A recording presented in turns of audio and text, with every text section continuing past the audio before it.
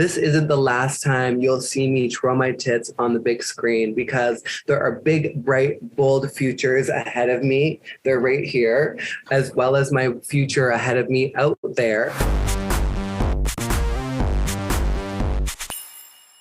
Hey guys, I'm Travis Cronin, Entertainment Director at Us Weekly Magazine, and you are watching Drag Us Weekly, the show where we drag the truths, the wishes, the wants, your fears out of your favorite drag queens. And today we are joined by the buxom, busty, amazing Jimbo, the drag clown. Gorgeous. Oh, hey, Travis. Oh, does this tiny little cup make my tits look big? You know, Jimbo, it really does, but I think it's your tits that make your tits look big as well. Oh my God, you're smart. You're not just a pretty little babe, are you? Blondes can be smart too. I am so great. I have been loving your Instagram content right now. Do you feel like this Bahama Beach Jimbo is like fully realized? Is she just taking a vacation? Tell me about your vibe right now. I am living my full cruise fantasy. I am having the best time. I went down on the pool deck yesterday. I went for a relaxing swim. I did a little number for all of the straight people on the cruise. There was laughing, there was crying, there was some complaints to the management, there was security. It was so glamorous. I made a quick exit and it was all good. I made some dollars. How much money did I make, B? I made $50 shaking my tits by the pool. I got to ride on the scooter of a man with the broken leg. And I think that wasn't just a cucumber in his pocket. I think he was actually happy to see me. So I'm just having the best time. I'm getting my fill at the buffet and I'm just living my life. Oh my God, causing a stir wherever she goes. That is the name of the game. It is just beautiful to see. Speaking of stirs, I have to know about your talent that you performed, one of my favorites of all time. Tell me about your slices of bologna and what was the inspiration behind that?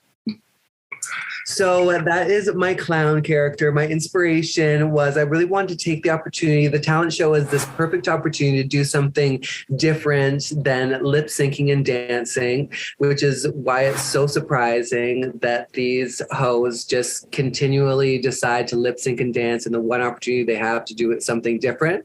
So it really shows you that some people are not more than what you see, but others are. And I really wanted to take that moment to show another side of myself, to show another style of my performance, which is my clowning. And so I put on my Casper the Bologna Ghost suit, which, you know, it wipes down. So if I get messy or crazy, it's easy to clean up, which we all love. I know that you love that, Travis.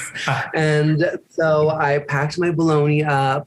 I brought it all the way from Canada because I knew that they didn't have bologna in the UK, or so I was told.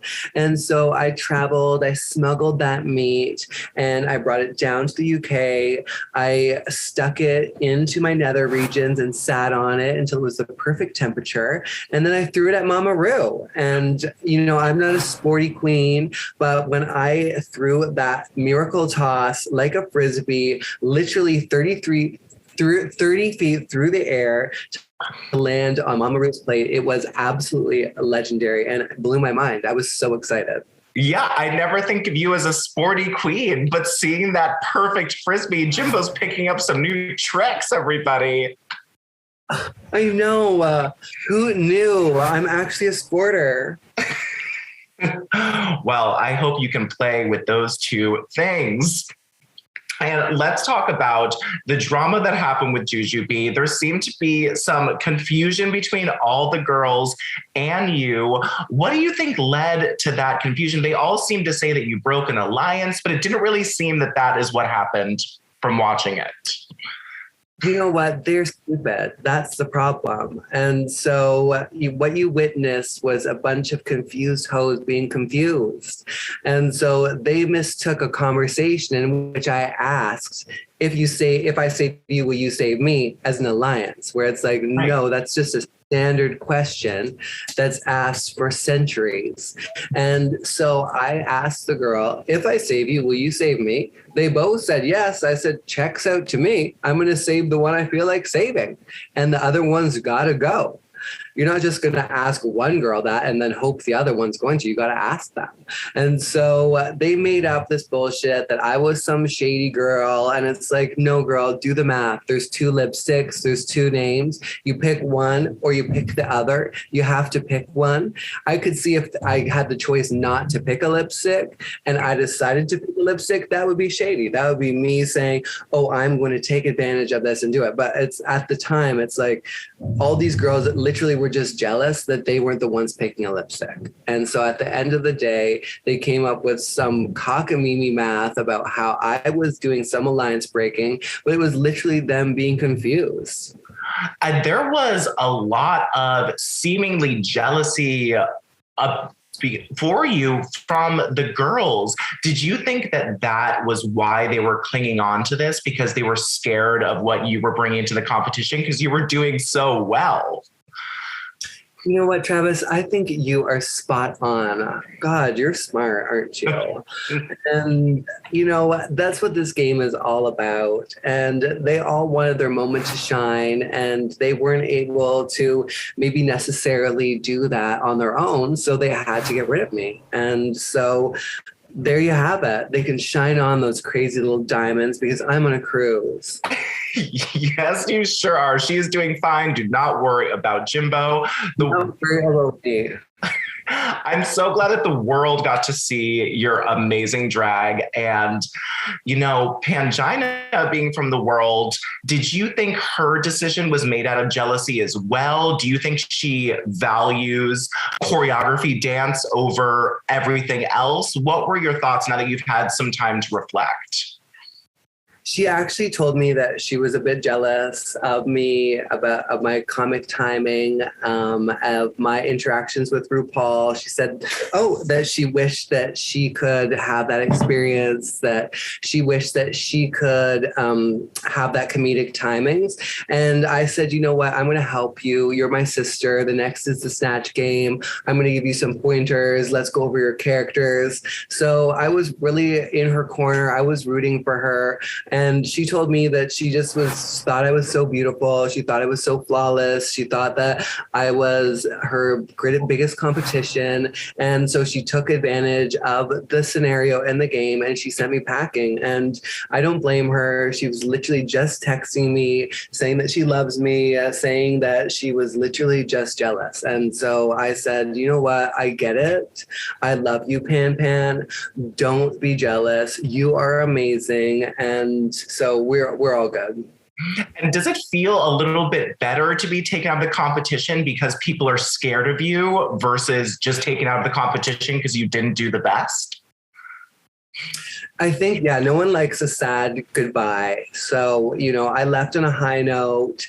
I left on a sad goodbye, actually. But I really want people to know that I'm happy. I'm fine. That was one of many dreams that came true. It didn't end in the way I necessarily wanted that dream to end, but as an artist and as a dreamer and as a wild lover of life, art, drag, fashion, performance, clowning, fandom, the world, this isn't the last time you'll see me twirl my tits on the big screen because there are big, bright, bold futures ahead of me. They're right here, as well as my future ahead of me out there. And so I'm totally fine. I'm doing amazing. You know what? Fuck those bitches. I'll be back and we'll be rooting for me somewhere down the line, I hope. Yes, we are definitely all rooting for you. And it was so endearing and lovely to see you meet your icon, your legend, RuPaul. Were you just so pleased as punch that you guys got along better than anybody?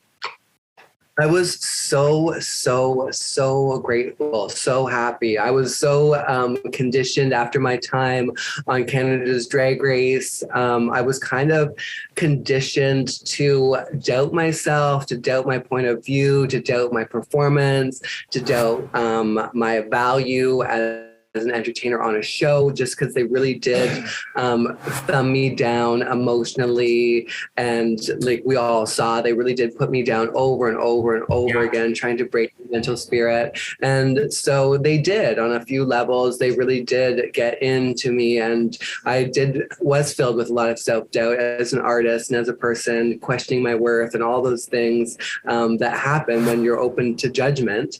And so coming into this show, I did have that feeling, what if this goes the same way? What if they don't like what I'm serving? What if I am not up to the level? Or what if I am not good enough? And so when Ru saw me and she saw my drag and she saw my point of view and she saw my story and she saw who I am as an artist and she wanted to celebrate that and she wanted to laugh with me, it was an absolute dream come true. And I'm just so grateful for the time I had with her. It was so great because a lot of people meet their heroes, but they don't immediately become best friends that are seen by them. So that was really fun to be a part of and watch. It was so cool. And, I would say that she liked me, but she must not have liked me that much because she couldn't make me say that she really liked me. She's got some splaining to do. Yes, she does. Mama's got some splaining to do. She sent me back to my room. Well, and my last question is, now that you're an international superstar, a Jimbo Bimbo of international intrigue and mystery, what is next for you? What can you tell us that is going on with Jimbo? Well, I'm working on music. I'm working on some television show ideas. I am working on a world tour. I am working on global domination. I'm working on my own clothing brand. I'm working on all kinds of things, a sponsorship with Oscar Mayer so that I have a never-ending supply of bologna and wieners and processed meat so that I can stick processed meat everywhere. And tune in to my OnlyFans for that show. No, I'm just kidding. I don't have an OnlyFans, and I won't do anything that you wouldn't do, Travis, you naughty boy. Oh, I can't say that looking at that. I mean, I'm just so happy that you are internationally acclaimed now. And even though we had to say goodbye to you earlier, you have solidified yourself as a superstar. You know this. Everybody knows this. So congratulations, Jimbo. Thank you so much. It is all just a wild dream come true. I try to just take it all with a sense of humor, a grain of salt. I just want to make people laugh. I just want people to just, this is a really difficult time for all of us around the world. We are all in this shit mess together. And so I'm just so grateful to provide some levity, to provide some laughter, and to provide some breastises. Oh, you are giving all of that. Jimbo, thank you so much for talking with us today. And now the world can't wait to see what you do next. And you're going to serve it up hot and fresh and bouncing boobies. Oh my God, it'll be hot. I don't know how fresh it'll be. Depends what time of the day we catch you at, I think. You know it. Well, thank you so much, Jimbo. And congratulations again. Thank you for your talents this season. It was more than a joy. Oh, thank you, Travis. Yes. Can't wait to see you soon. Mwah. Oh, yeah, big boy. Bye. Bye. Bye, Jimbo.